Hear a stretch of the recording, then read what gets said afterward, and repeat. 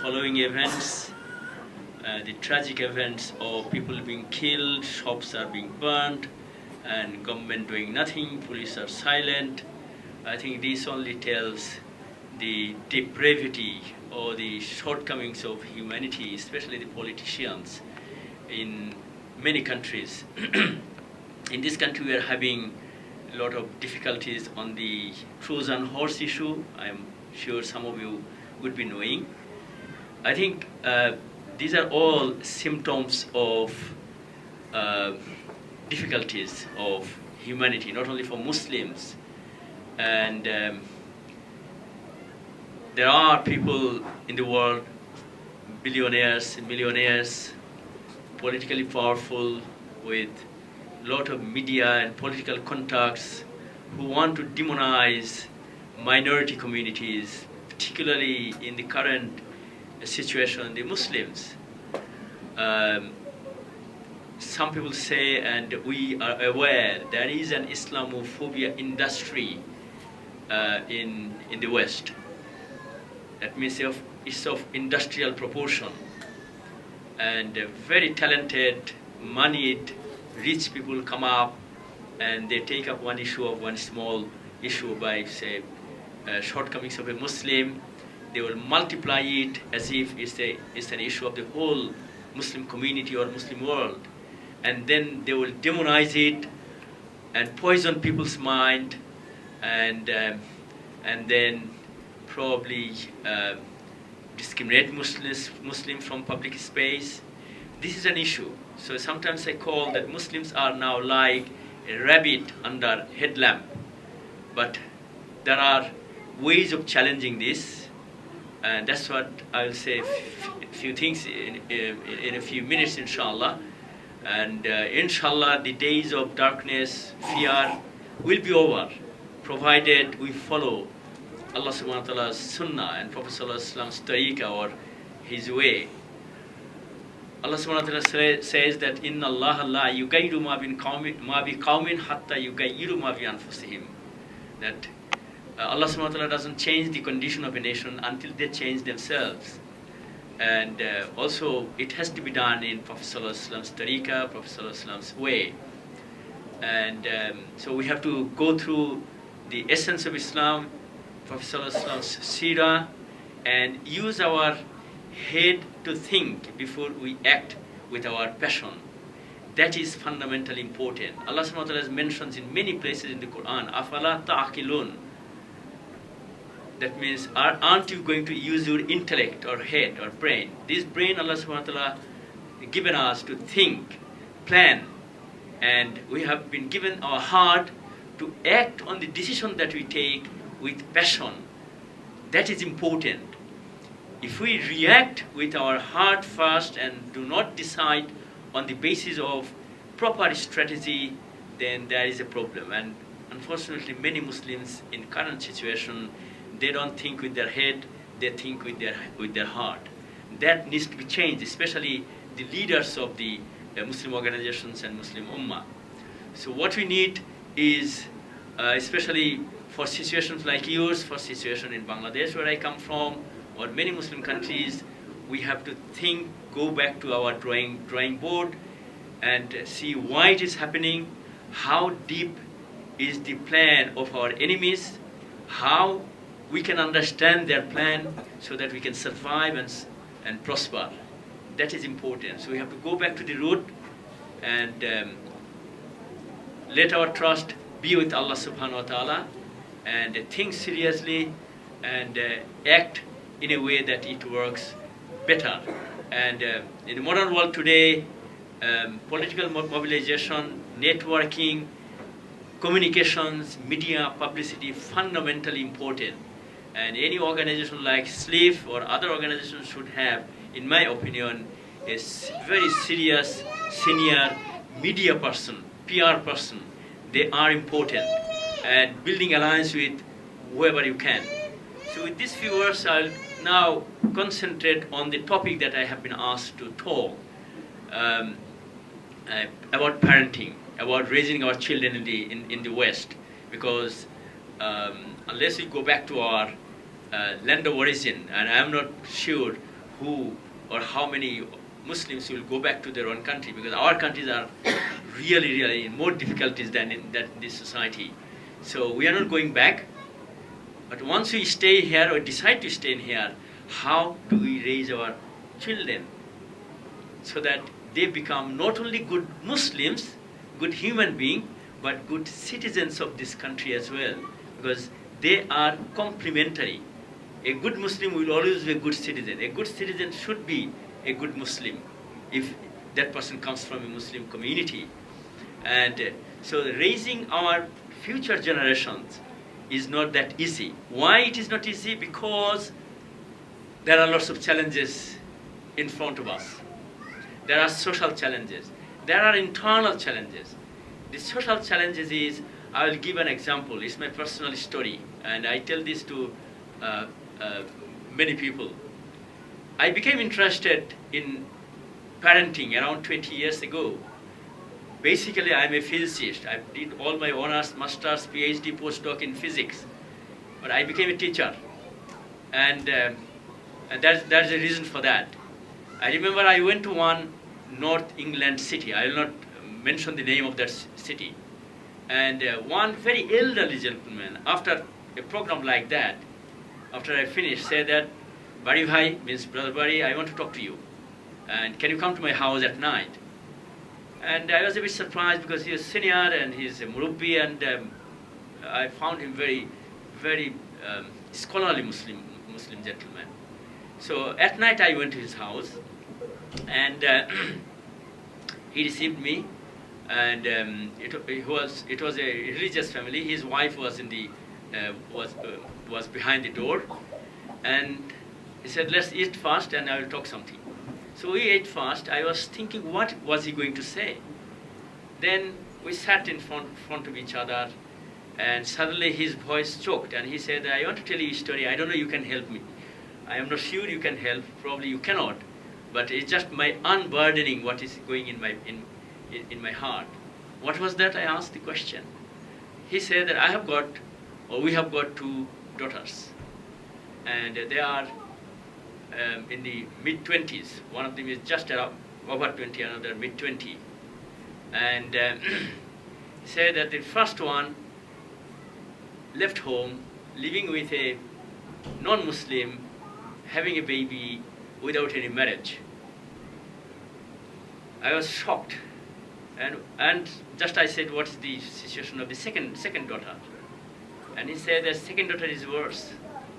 She is living in France with another non-Muslim white French person, and so this is our situation. Then he was in a monologue. He was telling me that, I know I just wanted to share this, but I know you cannot help me because they are already gone. But it's just a way of thinking that what I did in my early life when I first came to this country was totally different. You found me, he said. You found me now bearded, with the sign of sujood in my head. But when I first came, I was a student, I got married. I didn't care, I didn't bother about my own children, and I left them to grow on their own. Now they are giving me this pain. So this is a story that shocked me. My daughter was 14 or 15 at the time, and I couldn't say anything. But I made a promise that I will work in this area. And since then, because of my teaching in Tower Hamlets with special needs children, dealing with families and parents, mainly of Muslim origin, I came to know a lot of other stories, brothers and sisters. I don't want to share all of these. And I know one father, his son, I went to his house, father and mother, his son is in the Feltham prison. And he went there because he was fighting, he was taking drugs. And when father and mother go to see that young man of 19-year-old in Feltham prison, he shouts at father and mother, "Why have you come to see me? I'm not his son anymore." So how can a father or mother take this in their life? The one who grew in their lap and spoiled many nights without sleep, in love or in pain for the child, children grow out of love, suddenly they become totally different. Suddenly they don't want to know their father and mother.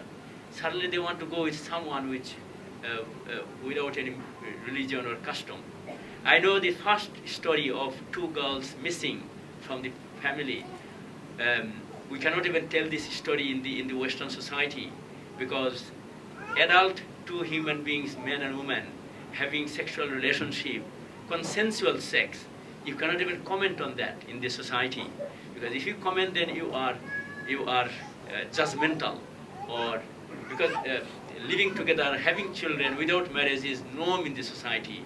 In the past, this was talked as living in sin. Now you cannot even tell these affairs and living in sin, because sin is something which is unknown to the society. For us, it is sin. It's not a crime. Rather, this is the norm of the society. So why is this happening? Because that's a good teaching for us, and that's what a few things I will say, because my time is very limited. There's a beautiful hadith of Prophet Sallallahu Alaihi Wasallam, that the Bani Israel, that means Jewish community, even before Prophet Sallallahu Alaihi Wasallam, they lost their religious spirit, because their ulama were accommodating sins and all sorts of wrong actions. Some of them were participating in the sins of the ordinary people. They were not directing, they were not guiding, they were not helping. And rather than keeping Amr bil Maruf and Nahi anil Munkar, that's the Quranic verse that we know, that we promote virtue, we enjoin good, and we forbid people from evil. And this is the job of the leaders, of the ulama, of the scholars. During Bani Israel, before Prophet Sallallahu Alaihi Wasallam even, Bani Israeli ulama became part of the sin. Gradually, the society lost the spirit of Judaism, religion. And similar things are happening in the Muslim world, in the society, in our communities. And that's why the situation is, we are nearly 3 million in number, 3 million Muslims. But we are scared that our children will be lost. We are scared that our religion will be lost. But remember the history. Islam was not spread by sword. Although Islam had the sword in the first few centuries. But Islam was spread by the message, by the akhlaq, by the character, by the qualities of Muslim. And history tells us, in sub-Saharan Africa in the 16th, 17th centuries, in Malaysia, Indonesia, Singapore in the 11th, 12th centuries, only few dozens of traders. They were not professional da'i. They were the business people. They went to those far-end land and they settled there, started doing business and considering people of those nations as one of them. And through their character, through their amal, through their hard work, through their loyalty, they became so influential in their character that people just were coming to Islam like magnet attracts iron. There are only few dozens, brothers and sisters. Now we are few millions in here. We have to ask ourselves, we have to look at our own heart. What's the problem with us? Why can't we do these similar things with our non-Muslim brothers and sisters in our neighborhoods? Rather, why are we thinking of surviving as Muslims in this country? There is definitely some qualitative gap between Muslims of those generations and Muslims of us. That needs to be taught. And here is a fundamental issue of raising our future generation. I know people in your generation, those who are listening to my talk, we are born or brought up in Muslim lands. We have got cultural Islam within us. So probably we will not be lost the way we are scared of our young people. But our young people, they don't think in our way. Their lifestyle is different because they are bombarded in the school, in the society with all sorts of social ills, living together without sin, and drugs, all sorts of issues, social issues. That is normal in their culture. And so we live in the same roof, under the same roof, but thinking of our younger children, is not exactly the thinking of what we think. There is definitely gap growing, especially when our children become adolescent or baligh or teenage, and they see all the attractions of the world, and our parents don't look at what is happening in their young people's mind. They simply probably are busy with earning money or doing some other things. They don't spend time with their children, and they don't talk with them with empathy and love and care and affection. So they lose their own children. And many of the children that I know, they exactly behave the way that young man behaved with his own parents in the prison. They behave exactly like those daughters who simply left their mom and dad and are living with someone. Probably I'm talking a bit very negative, but this is going to haunt us, especially in a society now, in a country now, which has changed its gradual perception about Muslims. Muslims before 9/11, especially 7/7, were treated as loyal, were treated as hard-working, entrepreneurial community. But after 7/7, things have changed. And I have gone through that period in my MCB life.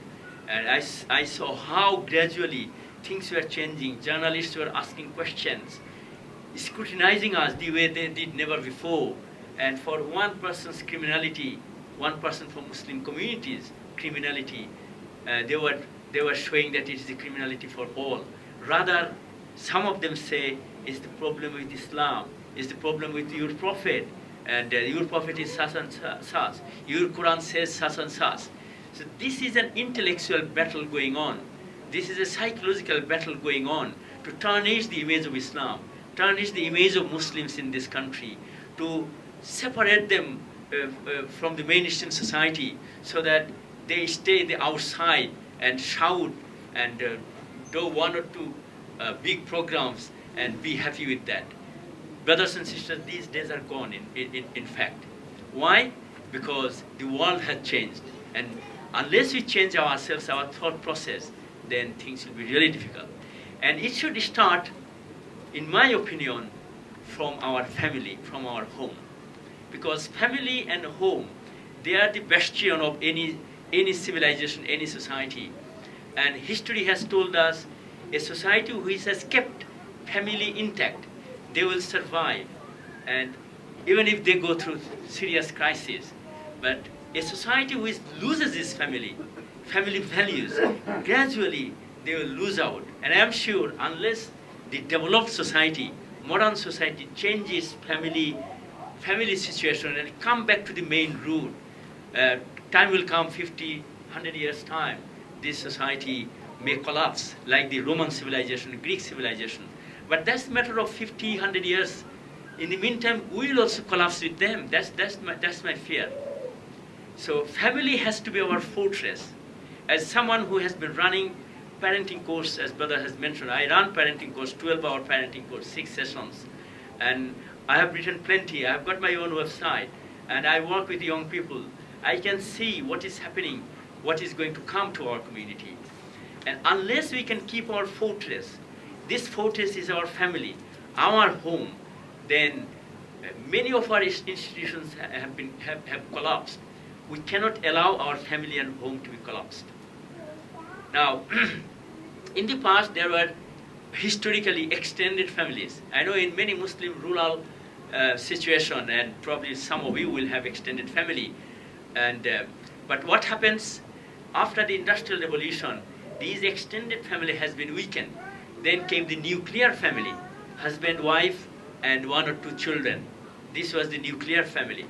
This nuclear family has collapsed more or less now under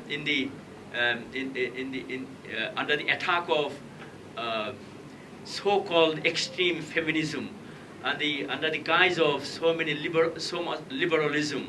And now modern families have got very few extended families.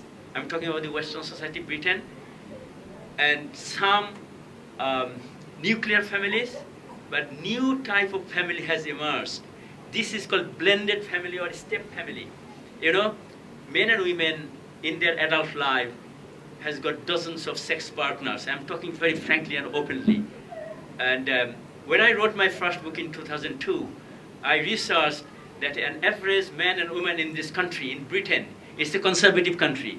Don't talk about Caribbean, what's that called? In the north, what are they? Sweden, Norway, they are Scandinavian country. They are worse. Britain is a conservative country. In 2000, that means 14 years ago, we found that average man and woman has got 8 to 10 sex partners in their life, living without marriage. Now, in 2013, that has risen. Average man and woman has got 20 to 30 people to live with, sleep with. And my wife works in a nursery.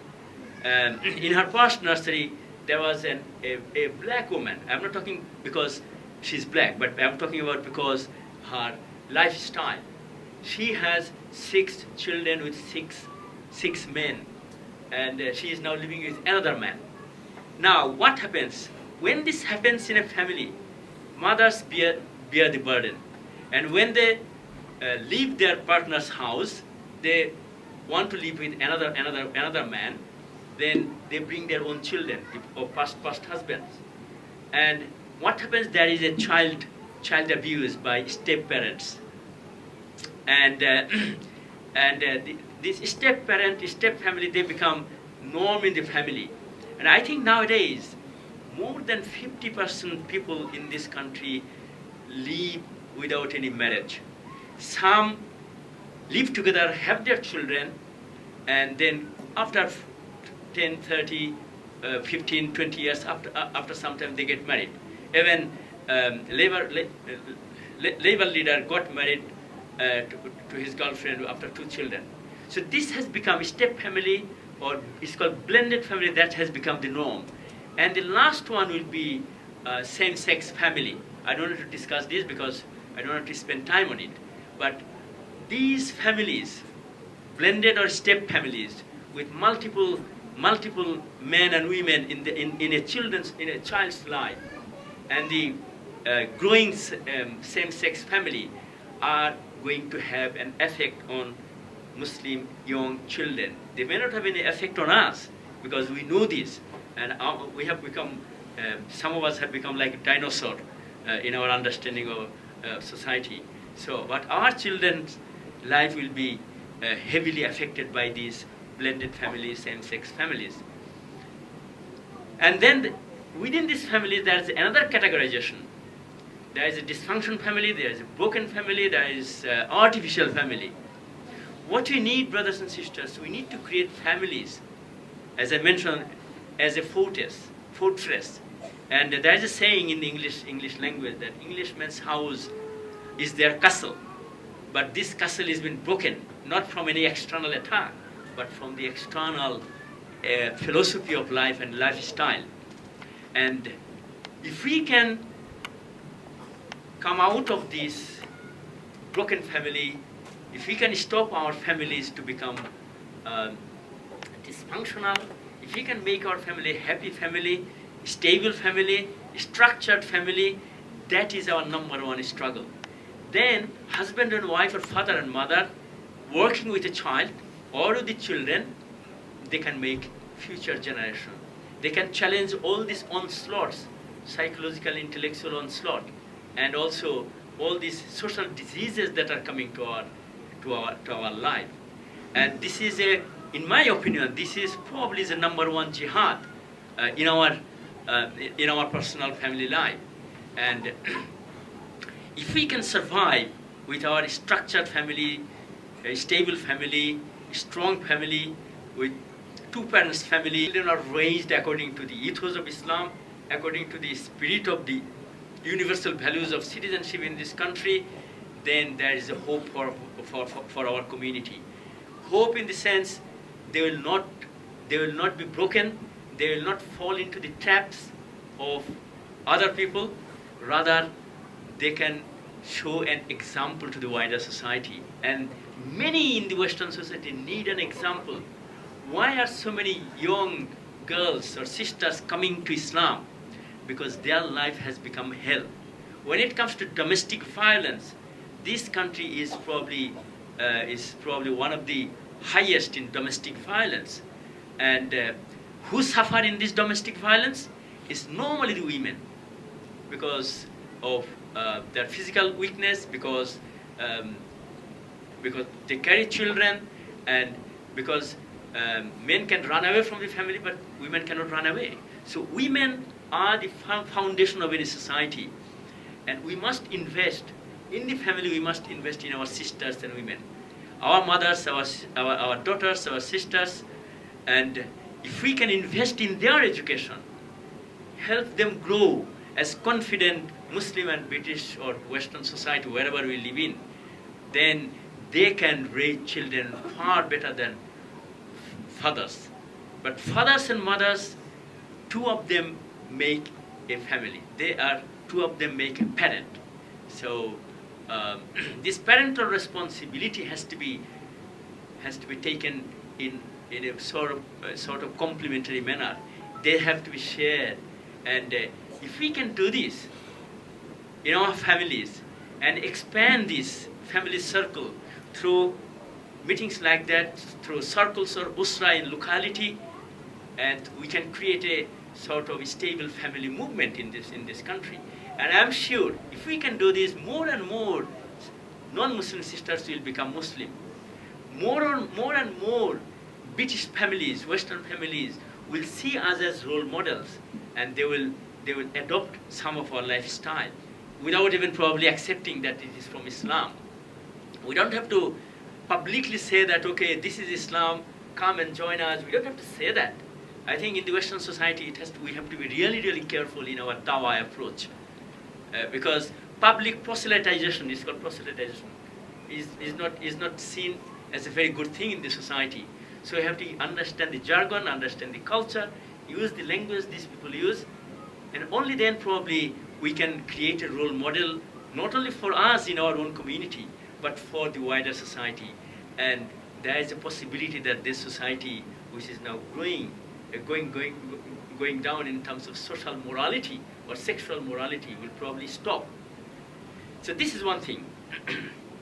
The other thing I want to mention, because it's a very general topic, I'm not talking about parenting styles, about how to build relationship with our children, how to discipline our children, how to involve in our community, how to keep them within Islam, how to feed them properly, because that is a matter of big discussion.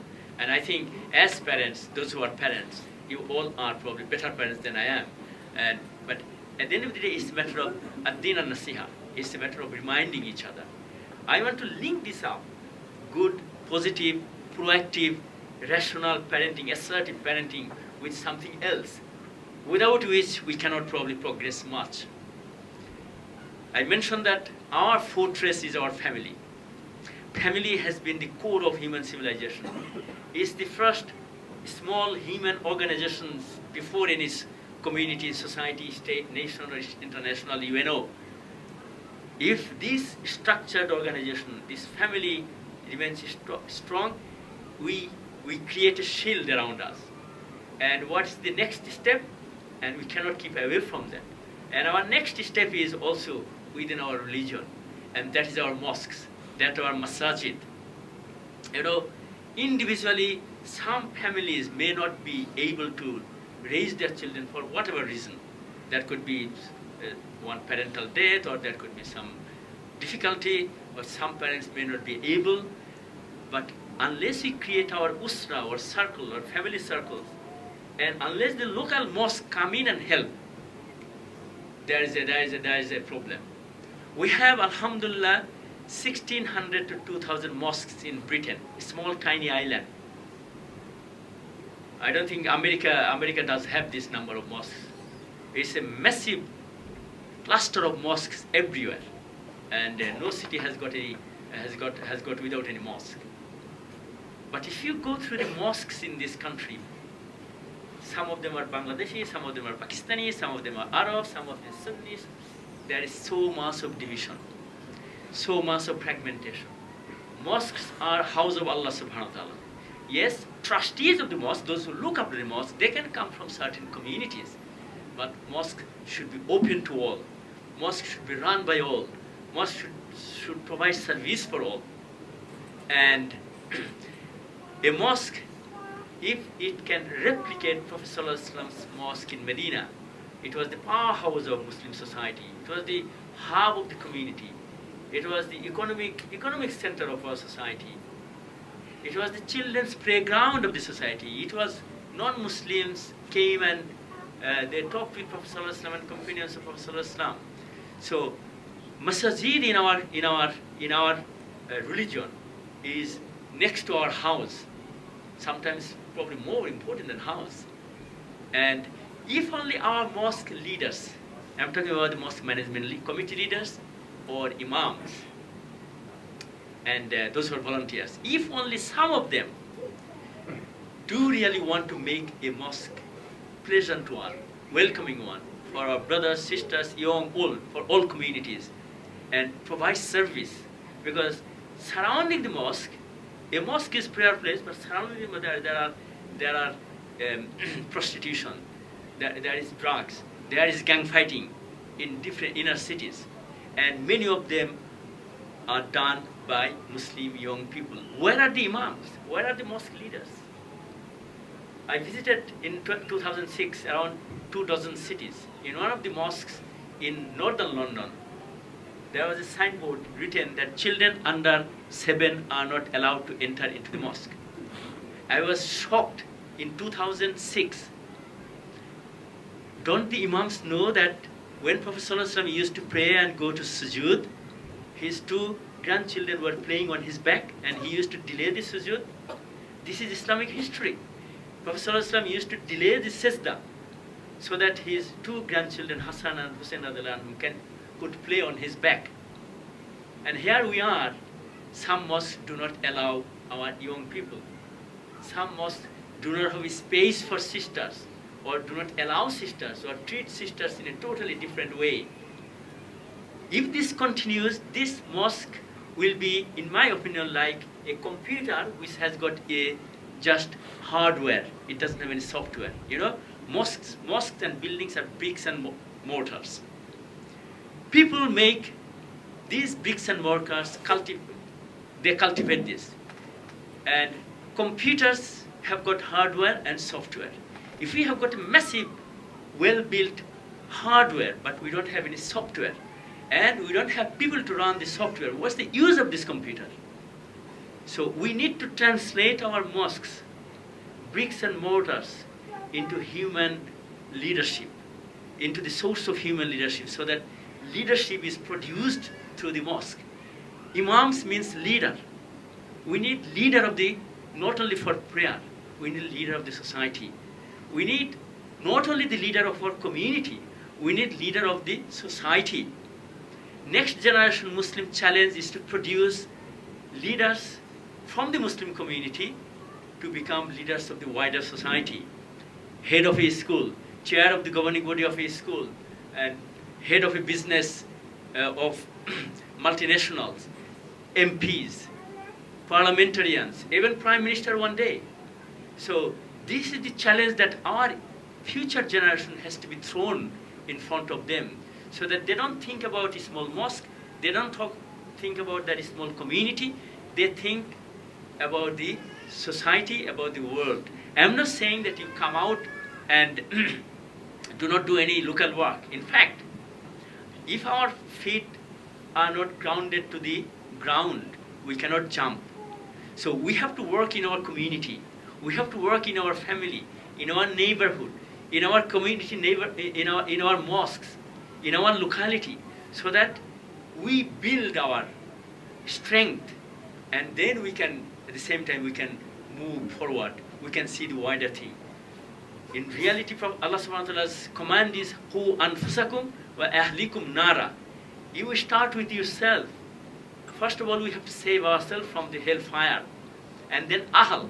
And ahl means our close family, our friends, our neighbors, and people that we know. They are our ahl. And once we cover this, we have to go beyond that. Prophet ﷺ was asked, who are our neighbors? Because Jibreel ﷺ was coming and requesting and advising and guiding about neighborhood responsibility. Prophet ﷺ was really worried because he feared that neighbors would probably be inheriting our property. Then